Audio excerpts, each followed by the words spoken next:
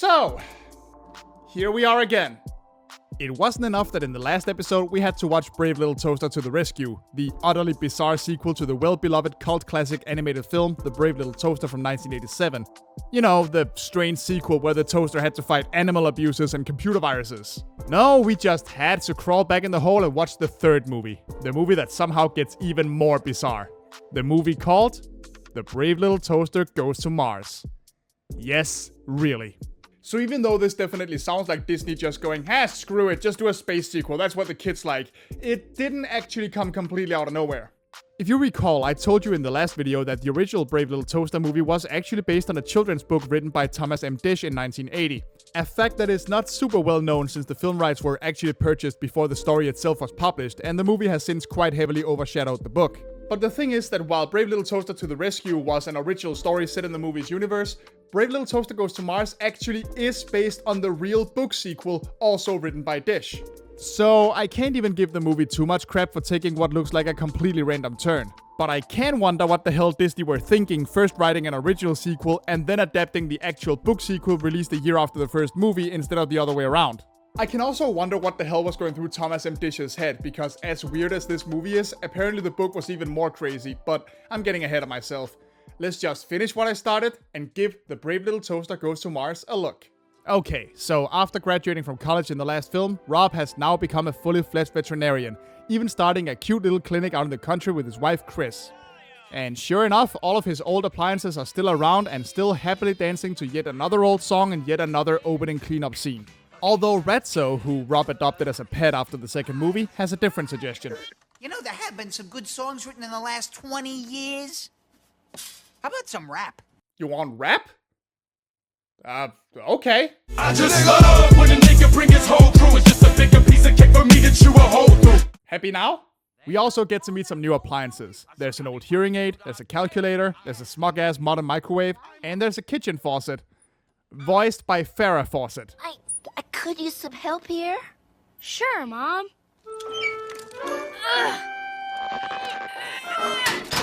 There. Thanks, Squirt. That's better. That's not me making a joke, by the way. That is actually Farrah Fawcett voicing the kitchen faucet. And I bet there's a casting director out there somewhere still slapping their thigh and yucking it up at how clever they were back then. How come the master only takes you out every April 14th?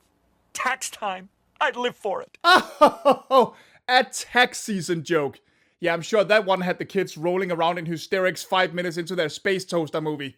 As it turns out, Rob and Chris just had a baby, and Blanket, being the baby of the group, is immediately jealous and insecure, leading us to a long, thoughtful subplot on the concept of sibling rivalry and nope! He just kinda gets pissy for 10 seconds and then the movie forgets all about it. But honestly, I'm with Blanket on this one. I already want to get rid of this baby because its arrival leads to a 7-hour-long song by Chris about how awesome babies are and oh my god, this is the most bored I've been in years. I'm so bored I can't even be bothered questioning the idea of letting your baby ride the vacuum cleaner in the kitchen unsupervised. All is not as it should be in the house though. The elderly hearing aid left there by the house's former owner is picking up strange transmissions at night and muttering about how it's almost time. Having seen this happen, the toaster tells the others to be on guard the next night, only to immediately fail and watch slack-jawed as the baby crawls upstairs once he hears noises. You know, this scene is very exciting and interesting, but I feel like it's missing a little something. Something that can really spice it up. Something like... baby ass. Well, shit goes down and through a series of mishaps, the baby ends up accidentally getting beamed up into space. So naturally, everyone immediately starts interrogating the hearing aid. As they say in the old country, we have ways of making you talk. Is it safe? Yes, it's safe. It's very safe. It's so safe you wouldn't believe it. Okay, take a gander at my readout. What does it all mean? It's some sort of trajectory expressed in binary numbers. Those aren't binary numbers. That is not what that term means. Oh, okay, well, that simplifies things. Yeah, so apparently the hearing aid was conspiring with the strange voice from space to go to Mars, but they accidentally beamed up the baby instead. Naturally, everyone agrees that they need the baby back, but they realize that they need some help to figure out how to get to Mars. So it's a good thing they can just call on their old friend Wittgenstein by, somehow accessing the Science Expo security cameras and speakers from Rob's home computer. Something about that feels very illegal, but hey, you gotta do what you gotta do when the baby gets kidnapped by aliens. Thankfully, according to Wittgenstein, going to Mars is easy. All you need is a microwave, an overhead ceiling fan, a laundry basket, and some cheddar cheese popcorn. You taking notes on this, Elon? It doesn't look particularly airworthy. If I had known I was going to have to be on the bottom, I never would have agreed to this. Oh, well, I do love a lady who likes to be on top. And I don't know if this is just an American thing, but not only do cheddar cheese popcorn sound absolutely disgusting, I'm a bit concerned about the fact that they're apparently so radioactive that they function as high-grade rocket fuel. Yeah, I don't think those are safe to eat. Anyway, the gang goes on their way to Mars, and since they have some time to kill, they start to ponder how space travel actually works. It's very simple. It's all based on the principle of the unified field theory. My master told me all about it. And who is your master? Albert Einstein? Yes. The Albert Einstein? Yes. Ah, yes, Albert Einstein. The Albert Einstein who famously lived on a random-ass farm in New Jersey until he sold his property in the late 1990s. You know, only about 40 or so years after he fucking died! Well, since this is a direct-to-video cartoon and it's been about 20 minutes since the last song, it's time to face our obligatory moment of existential horror, courtesy of a bunch of singing space balloons. We're floating, west and east we go floating, free and released from the hands that gave us flight. Hands too little to hold on tight, now we float forever, in and out of sight. I have no adequate words for how bizarre and random this scene is. Now I'm sure that on paper this just looked like a charming little moment addressing what happens to the balloons that children lose, but when you listen to them singing about how they float forever and are free at last, it really just ends up sounding like a cult blissfully announcing that they just finished drinking the Kool-Aid. Unless of course by floating they mean the balloons are supposed to represent souls gracefully ascending to heaven like some fans like to theorize, but I don't know, man. I think those fans might be giving this movie a little too much credit. And besides, I feel like I've heard the term floating in some other context before, like float forever, in and out of sight. We're just hanging and floating. Float too, we'll float too, you'll float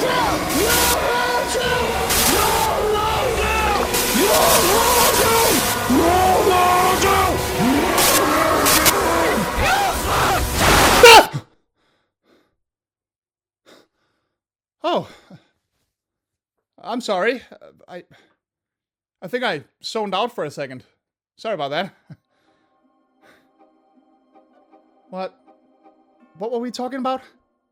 And just because it wasn't bizarre enough already, after this whole spectacle, they just vanish and are never seen again. Even though, from my understanding, in the book, one of the balloons actually tags along and functions as a navigator on their way to Mars. Why would you write that out? That perfectly justifies their existence in this movie. But no. We need to get a calculator in there so we can have a tax season joke. Yeah, way to stick it to the IRS writing team. Once the gang arrives on Mars, they soon meet a bunch of abandoned NASA equipment, including the real-life Viking 1 craft voiced by DeForest Kelley, who sci-fi fans know better as Dr. McCoy from Star Trek. What am I, a doctor or a moon shuttle conductor? And apparently there's also a Christmas ornament up there, namely Tinselina. What are you doing here? I'll tell you what she's doing here. Some genius, smart-alecky kid at NASA thought it would be a ton of yucks to put her inside of me. You should be glad for the company and the conversation. Okay. But all you ever talk about is Christmas. Listen, I don't really know. Christmas this, Christmas that. And you've never even seen the top of a Christmas tree. This seems like something you should talk about. I know. It's awful to be built for an expressed purpose. Okay, you know what? This feels personal. I'm just... with a broken down satellite with no prospects. I'm just gonna go. You guys deal with whatever this is over here, alright? I'm leaving. I'm gonna go. I'm gone. So now we have a bunch of household appliances on Mars talking to a spacecraft and a Christmas ornament. Are things weird enough for you yet, or do you need some...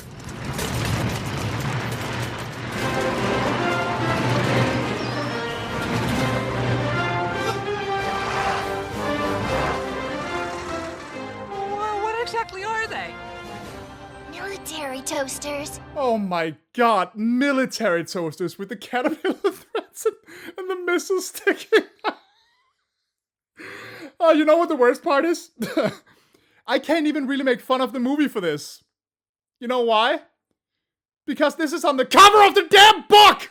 Thomas M. Dish really sat down one day in 1988 and thought, what if my sequel to a story about rampant consumerism and society's tendency to discard those it sees as obsolete had toasters with rockets coming out of them? Oh, and it gets better, because this is not the only connection that the brave little toaster has to the military. Apparently, Toaster's voice actress Deanna Oliver once signed a bunch of toasters brought to her by US soldiers back in 2010 because her son told his unit about her and they all loved the movie. Aw, what a sweet note to end this bizarre turn of events on. But anyway, it's time to finally find out what the hell is actually going on this planet. So Tin Selena brings the gang along to meet the inhabitants of Mars, who happen to all be appliances branded Wonderlux. It turns out they also have the baby, but it's not because they actually deliberately kidnapped him or anything. They were just trying to bring the hearing aid to Mars to live with them, and getting the baby instead was pure coincidence. According to their supreme leader, who is a giant fridge by the way, they were all built with planned obsolescence. That is the practice of deliberately giving appliances a limited lifespan in order to get consumers to buy the newer models sooner. Being upset about this, the Wonderlux appliances then built a rocket that went to Mars. Although one wonders where they got a big enough laundry basket. And they have now built a literal nuke in retaliation, which they are planning to fire at Earth. What? Just take a moment to try and imagine living in a timeline where the Earth got hit with major nuclear disaster, not because of a conflict between warring national superpowers or anything, but because some asshole somewhere built a crappy fridge. Oh man. Buy once, buy twice, am I right? You don't mean you would destroy the master and the mistress and the little master? It's only fair. That's what they wanted to do to us before we escaped. But things have changed since then. Appliances on Earth love the people they work for. Oh, Toaster. Oh no, Toaster. Oh, poor, sweet, innocent, little privileged 50s Toaster. I got some bad news about planned obsolescence, man. And you're telling me that you'll never wear out? Well, of course, someday. If we're doing our jobs correctly. Well, there's nothing wrong with wearing out if you've lived a life of usefulness. Yeah, it's the natural progression of things. So just in case somebody watching this has lost the plot, allow me to recap. We are currently watching a toaster, a fridge, a desk lamp, and a vacuum cleaner having a heated philosophical debate about the purpose of life, mortality, and the validity of vengeance. They're doing this in order to prevent the world from getting nuked, and also rescue an infant human child from choking to death on Mars. Everybody got that? Oh, and speaking of death, while all of this is going on, Ratso makes sure that Rob and Chris don't wake up by tearing out the baby monitor's battery. Which I believe we established last movie is equal to killing them. Oh yeah, we got some good, clean family fun right here. Luckily for Toaster, Mars is apparently a democracy with daily elections. So, in an effort to stop the fridge from nuking Earth, they run for Supreme Commander. This leads straight into a song called Humans that is meant to highlight why, or if, we humans even deserve to live. They give you caresses. They fight and make messes. They struggle and toil. They smell like a camel. So it took less than a minute for one candidate's arguments to devolve into, we should nuke everyone I think smells bad. Yeah, well, I gotta hand it to this movie. This scene definitely feels like watching an actual political debate. Well, it turns out that Toaster is very persuasive. Thanks to their mind-blowing slogan of nice is nice and nice is right, they win the election by a landslide, with the fridge literally only getting a single vote. Me, a little toaster, the supreme commander of Mars. Oh man, I really hope Deanne Oliver got paid extra for reading that line with a straight face. So about this time I bet you're thinking, yay, the movie's over. Toaster won the election and they have the baby. So all they have to do is get home before Rob and Chris wake up, right? Oh, you poor innocent soul. There's still 15 minutes left of this thing. The fridge summons the gang so he can talk to them one last time, and sends down an escalator so they can crawl into the TARDIS-esque colossal ocean inside of it and ride an ice tray to go meet the real Supreme Commander. Which is another hearing aid! In fact, this hearing aid is the brother of the one we know from Earth, and is the one who was calling to him in the first place, all in an effort to save him before his plans came to fruition. And of course, we also get to hear his backstory. You see, when my master Albert Einstein went to the New World, he left in a hurry. I was found by the notorious Dr. von Geigerfunken. Worked very closely with him, you might say. And I learned all about anti-gravity propulsion. What turned you against humans? I spent too much time with Dr. Geigerfunken. All that man listened to was talks of bombs and missiles and warheads.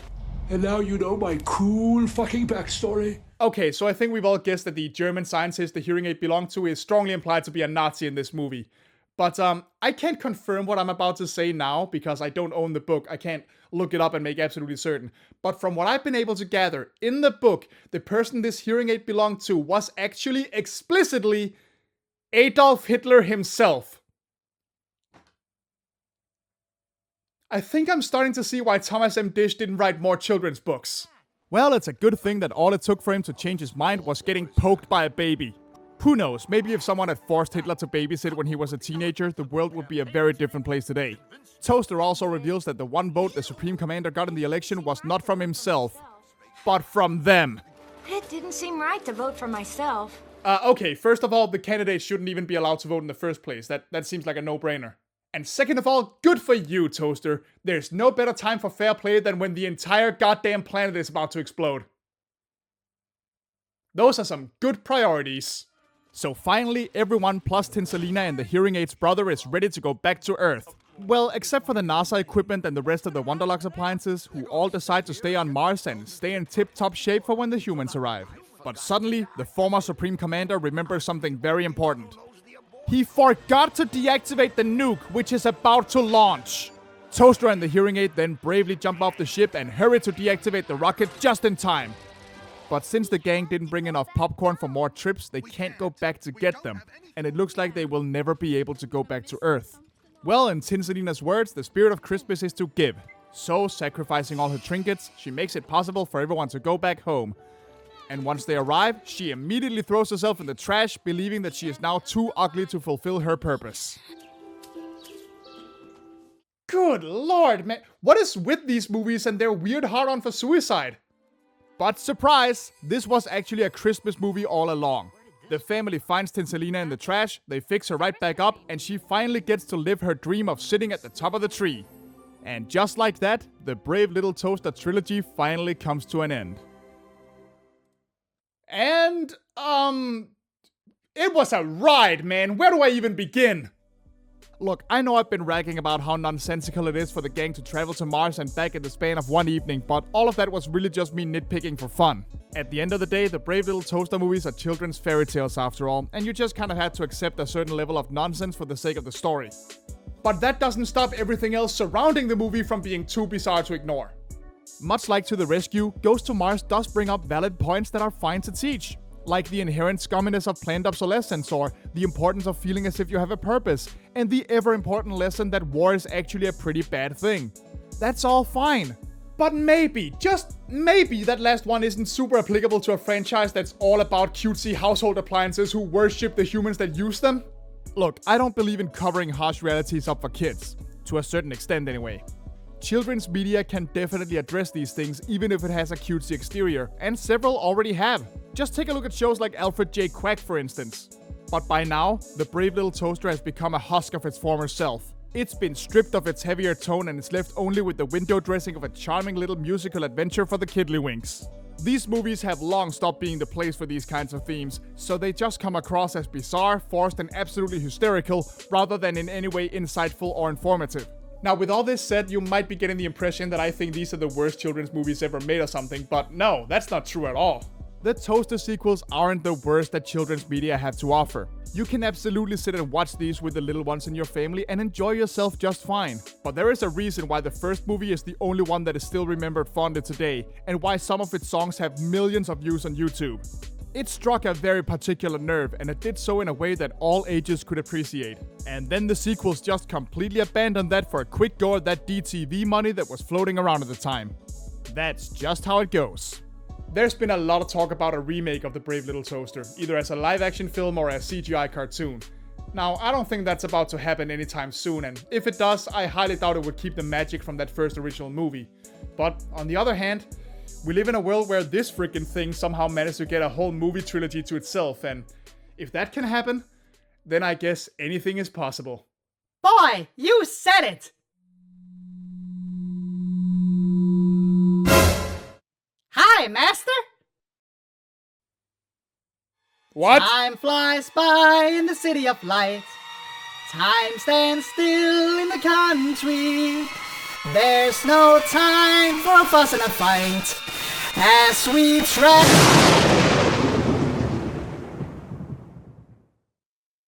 Good for you, Toaster. There is no better time for fair play than when the actual Earth is about to explode. Those are some good proportions. Oh yeah, that is one curvy ass toaster. Baby got back. And here we are, finally at the end of the Brave Little Toaster saga. What a weird ride it's been. Thanks for watching. If you like what you saw, don't forget to press like and leave a comment. Perhaps about some other weird kids movie franchises you remember. And as usual, special thanks go to Silvermoon Ravenwolf, Pocket Mouse, Andreas Wilsom, Warren Miller, Spatial Paladin, John G. Robinson, The Danish Penguin, John Algetz, and Thomas Jensen. You guys make my world go round, you really do. If you want to support me too, you can find links to my Ko-fi, Patreon, and TeePublic pages in the description below, as well as an invite link to my Discord server, where you can talk to me and other viewers and stay up to date on streaming and such. You are more than welcome to join. And last but not least, if you happen to be new around here, don't forget to hit the subscribe button. There'll be plenty more geeky, obscure nonsense coming your way if you do. See you then, folks, and bye-bye.